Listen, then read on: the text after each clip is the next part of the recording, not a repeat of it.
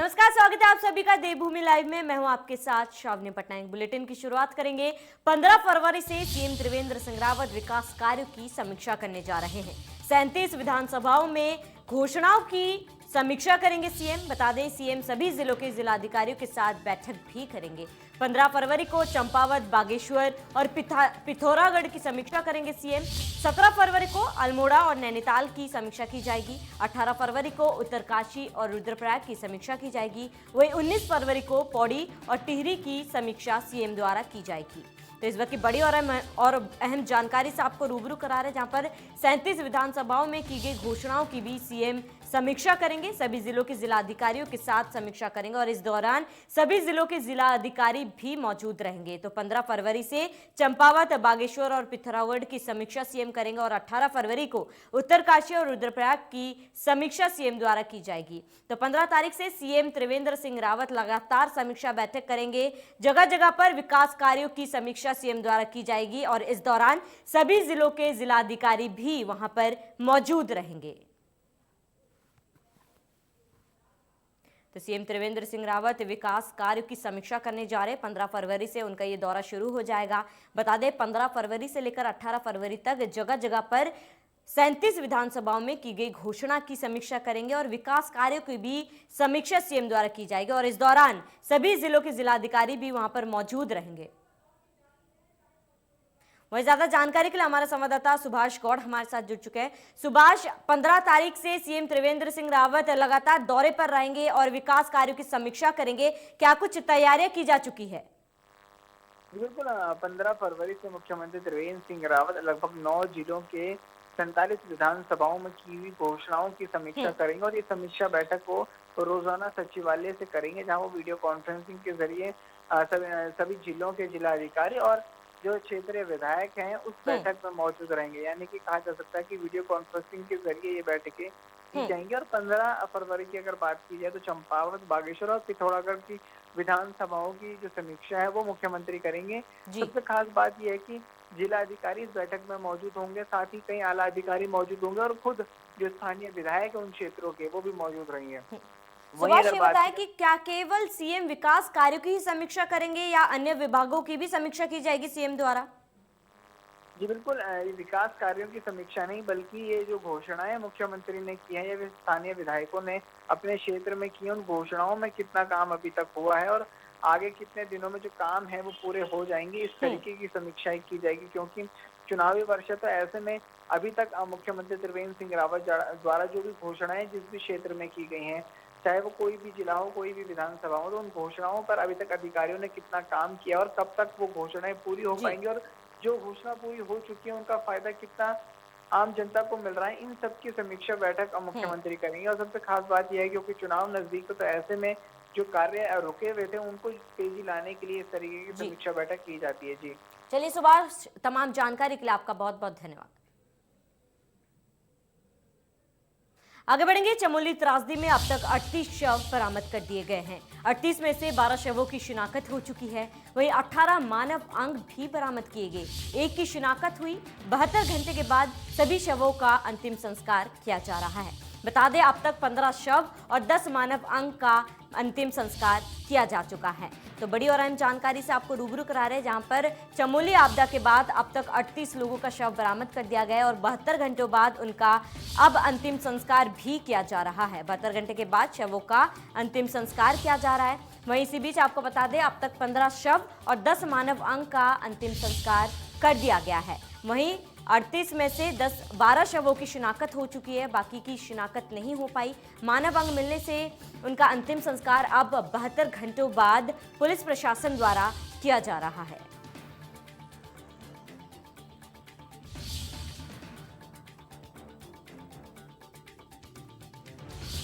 तो बड़ी और अहम जानकारी से आपको रूबरू करा रहे हैं, जहां पर अब तक 38 शव बरामद हो चुके हैं चमोली आपदा के बाद। वहीं ज्यादा जानकारी के लिए हमारा संवाददाता देवेंद्र रावत हमारे साथ जुड़ चुके हैं। देवेंद्र, अब तक 38 शव बरामद कर दिए गए, जिनमें से 12 शवों की शिनाख्त हो चुकी है और 72 घंटों के अंदर इनका अंतिम संस्कार भी कर दिया गया है। क्या कुछ पूरी जानकारी है? जी देखिए, जो रेस्क्यू चल रहा है नदी के किनारे चल रहा है। इसमें लगातार शव मिल रहे हैं। पुलिस जिनकी शिनाख्त कराकर जी। उनका अंतिम संस्कार कर रही है। परिजन वहाँ पे मौजूद है, लोग जिनके खोए हुए हैं वो वहाँ पे मौजूद है। ऐसे में अंतिम संस्कार में कोई दिक्कतें भी नहीं हो रही है। जी। शवों की जिनकी पहचान हो रही है उनको तत्काल परिजनों को सौंप के और उसके बाद उनका अंतिम संस्कार मौके पर ही किया जा रहा। कुल मिलाकर जो इस समय सरकार के निर्देशों के बाद जो रेस्क्यू चल रहा है, शवों को खोजने का ही चल रहा है और नदी के किनारे और डैम साइट पर फोकस किया गया है ताकि यहाँ पे अधिक से अधिक जो है लापता लोगों की खोजबीन की जा सके। जी चलिए देवेंद्र, तमाम जानकारी के लिए आपका बहुत बहुत धन्यवाद। तो बड़ी जानकारी आपको बता रहे, जहां पर चमोली त्रासदी में अब तक 38 शव बरामद कर दिए गए, जिनमें से 12 शवों की शिनाख्त कर दी गई है। वहीं जितने भी शव बरामद हुए सबका अंतिम संस्कार भी कर दिया गया है। आपदा के 7वें दिन तपोवन की सुरंग में बड़ी मशीन से ड्रिल किया जा रहा है। बता दें, राहत बचाव कार्य लगातार जारी है। आपदा में लापता 206 लोगों में से अभी तक 38 शव बरामद कर दिए गए हैं। वहीं 166 लोग अभी भी लापता, जिनकी तलाश लगातार जारी है। सुरंग में 300 mm की छड़ से ड्रिल करने के लिए मशीनें तपोवन पहुंच चुकी है। एनटीपीसी के जीएम आरपी अहिरवार ने बताया कि अब बड़ी मशीन से सुरंग के अंदर ड्रिल किया जाएगा, जहां से ड्रोन कैमरा दूसरी सुरंग के अंदर भेजा जाएगा और ड्रोन से निगरानी भी रखी जाएगी। डीएम चमोली ने इंटेक टनल तपोवन में रेस्क्यू कार्यों का निरीक्षण भी किया है।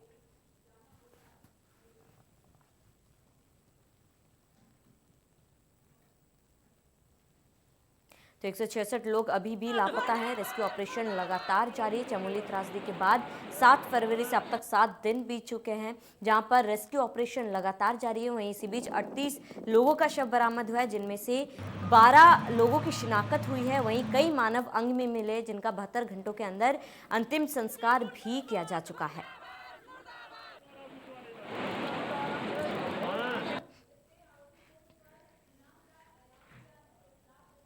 आगे बढ़ेंगे। कृषि मंत्री सुबोध उनियाल ने विधानसभा में केंद्र सरकार की किसान रेल संचालन योजना के संबंध में बैठक की, जिसमें किसानों की आय को दोगुनी करने के लिए किसान रेल चलाए जाने पर चर्चा भी की गई। इस संबंध में बैठक में रेलवे उद्यान विभाग के अधिकारियों के साथ ही किसानों, व्यापारियों और मंडी समिति के सदस्यों को समीक्षा के दौरान महत्वपूर्ण दिशा निर्देश भी दिए गए। वहीं कृषि मंत्री सुबोध उनियाल ने पत्रकारों से बातचीत में बताया कि किसानों की आय को दोगुना करने के लिए किसानों को अधिक से अधिक सुविधाएं प्रदान करते हुए बेहतर मार्केटिंग आधार संरचना तैयार किया जाए। विभिन्न राज्यों में लगने वाली किसान मंडी में फल और सब्जी के परिवहन लागत में 50% सब्सिडी केंद्रीय वाणिज्य मंत्रालय द्वारा रेलवे को दी जा रही है। यह राज्यों की मांग और आवश्यकता अनुसार ही किया जा रहा है।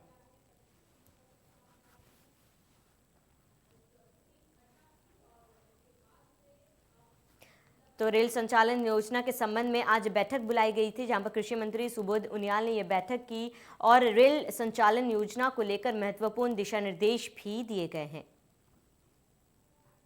खबरों में आगे बढ़ेंगे। उत्तराखंड के चमोली जिले में रविवार को नंदा देवी ग्लेशियर का हिस्सा टूट जाने के कारण ऋषिगंगा घाटी में अचानक विकराल बाढ़ आ गई, जिससे काफी नुकसान हुआ और कई लोगों ने अपनी जान गंवा दी। इस विपदा की घड़ी में पतंजलि योगपीठ आगे आया और उत्तराखंड के मुख्यमंत्री त्रिवेंद्र सिंह रावत को हर संभव मदद का आश्वासन दिया है। साथ ही पतंजलि द्वारा अनाथ हुए बच्चों का पालन पोषण और उनको अच्छी शिक्षा देने की जिम्मेदारी भी उठाई गई।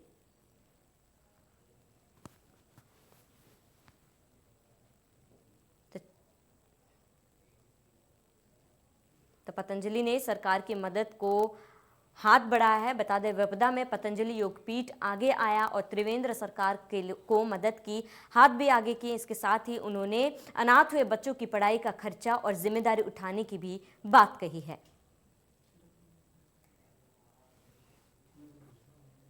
वहीं कुंभ मेले को लेकर केंद्र सरकार द्वारा जारी की गई एसओपी का लगातार विरोध किया जा रहा है। हरिद्वार में व्यापारियों ने कंधे पर कांवड़ लेकर और हाथ में त्रिशूल लेकर एसओपी के विरोध में धरना प्रदर्शन किया। इस मौके पर व्यापारियों ने व्यापार एकता के नारे लगाए। प्रदर्शन कर रहे व्यापारियों का कहना है कि केंद्र सरकार द्वारा जो गाइडलाइन जारी की गई इससे उसका कड़ा विरोध किया जा रहा है। उन्होंने कहा कि लॉकडाउन के समय सावन की कांवड़ यात्रा को रद्द कर दिया गया था। अब सुनने में आ रहा है कि शारदीय कांवड़ यात्रा को भी जिला प्रशासन रद्द करने जा रहा है।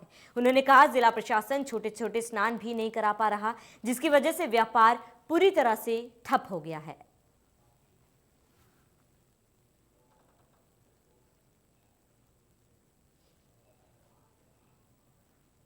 खबरों में आगे बढ़ेंगे। महाकुंभ को लेकर तैयार किए जा रहे हाईवे पर नया संकट आ गया। हरिद्वार देहरादून सीमा पर स्थित रायवाला में रेलवे अंडरब्रिज पर तेजी से चल रहे कार्य पर ब्रेक लग गया। आगामी महाकुंभ से पूर्व ही इस अंडरब्रिज को तैयार कर लिया जाना था, मगर रेलवे ट्रैक के नीचे मिट्टी धंसने के कारण इस कार्य की गति पर ब्रेक लग गया है। उत्तर प्रदेश राज्य सेतु निगम के अपर अभियंता ओपी राम के अनुसार अब रेलवे की अनुमति का इंतजार है। इस कार्य को लेकर रूपरेखा तैयार कर ली गई है। रेलवे की अनुमति के बाद 58 दिनों के भीतर इस कार्य को पूरा कर लिया जाएगा। वहीं 58 दिन की कार्य अवधि तय होने के बाद यह साफ हो गया है कि हरिद्वार देहरादून हाईवे पर फर्राटा भरने के लिए करीब 2 माह इंतजार करना पड़ेगा।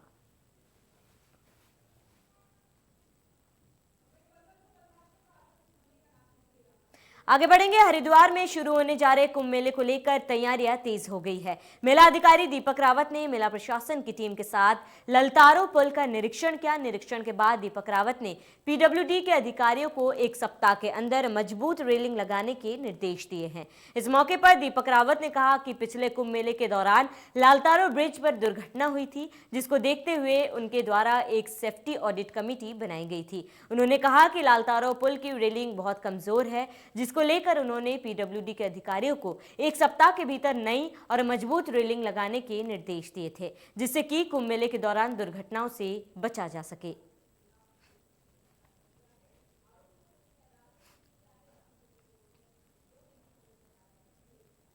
तो कुंभ मेले को लेकर तैयारियां तेज हो चुकी है। जगह जगह पर मेला अधिकारी दीपक रावत निरीक्षण कर रहे हैं। कुंभ मेले को लेकर अब तैयारियां पूरी तरीके से तेज हो चुकी है। मेला अधिकारी लगातार कुंभ मेले को लेकर जो तैयारियां हो रही है उनका निरीक्षण कर रहे हैं और स्थानीय अधिकारियों को कई दिशा निर्देश भी दिए जा रहे हैं।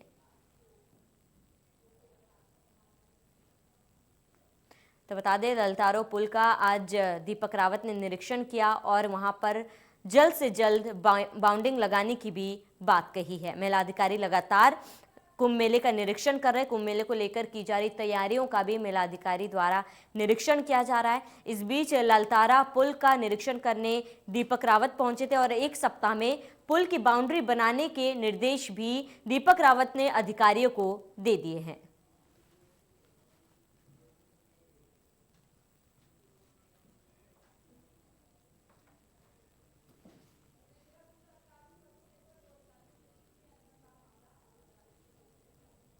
खबरों में आगे बढ़ेंगे। मसूरी में वैलेंटाइन डे को लेकर इतिहास है। मसूरी के मशहूर इतिहासकार गोपाल भारद्वाज बताते हैं, मसूरी मर्चेंट द इंडियन लेंटर्स पुस्तक में लिखे पत्र से साफ हो जाता है कि देश में वैलेंटाइन डे की शुरुआत 1843 में हुई थी। उन्होंने बताया कि इंग्लैंड में जन्मे मोगर मांक, जो मसूरी में मैकेनन के बार्लोगंज स्थित स्कूल में लैटिन और गणित के शिक्षक थे। इसी दौरान उन्हें एलिजाबेथ लुईन से प्यार हो गया, जिसके बाद मोगर मांक ने 14 फरवरी 1843 को मसूरी से एक खत अपनी बहन के नाम इंग्लैंड यूके भेजा था, जिसमें उन्होंने अपनी बहन मार्गरेट मॉन्क को खत के माध्यम से अपनी भावनाओं को व्यक्त करते हुए कहा था कि प्रिय बहन, आज वैलेंटाइन डे के दिन मैं ये पत्र लिख रहा हूँ। मुझे एलिजाबेथ लुईन से प्यार हो गया, मैं उसके साथ बहुत खुश हूँ। वैलेंटाइन डे के दिन लिखा गया ये पत्र आज 150 साल बाद मोगर मांक के रिश्तेदार एंड्रयू मॉर्गन ने 1828 से 1849 के बीच लिखे गए पत्रों का जिक्र Mussoorie merchant the Indian letters पुस्तक में किया। देश में पहली बार प्रेम के इस पत्र का रिकॉर्ड इस बुक में दर्ज होने से माना जाता है कि इसी दिन से भारत में वैलेंटाइन डे का आगाज हुआ था।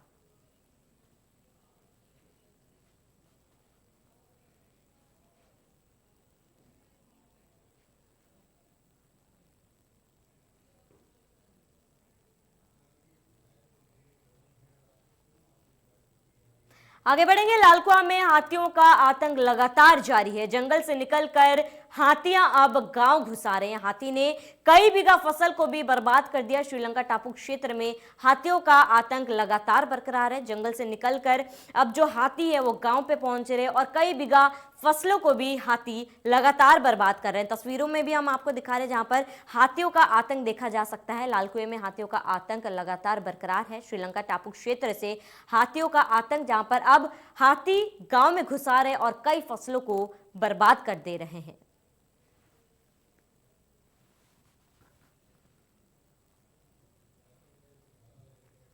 आगे बढ़ेंगे। हल्द्वानी में भीषण सड़क हादसा, तेज रफ्तार कार डिवाइडर से टकराने पर हादसे में 2 लोगों की मौके पर ही मौत हो गई। 3 घायलों को अस्पताल में भर्ती कराया गया है। बता दें, लखीमपुर खीरी से भीमताल जा रहे थे ये कार सवार।